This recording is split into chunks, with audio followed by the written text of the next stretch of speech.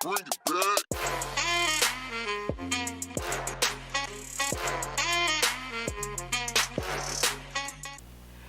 Good morning, my Panthers, and welcome to the WPNN. My name is Sophia. And my name is Veronica. It's a really nice day to be a Panther. Panthers, do you need to take an armed service vocational aptitude battery test?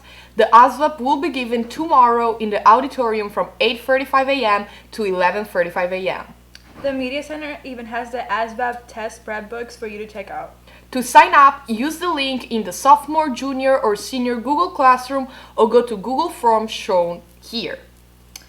An announcement from our guidance department, they will be sponsoring a lunch bunch game time during lunches.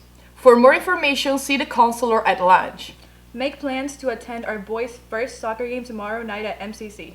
The game starts at 5:30. Students, even though there is no school on Friday, rest up and play to attend the first round of state playoffs this Friday night. The game begins at 7 p.m. here at Heritage. Remember, Panthers are respectful, responsible, and prepared. Go Big Blue!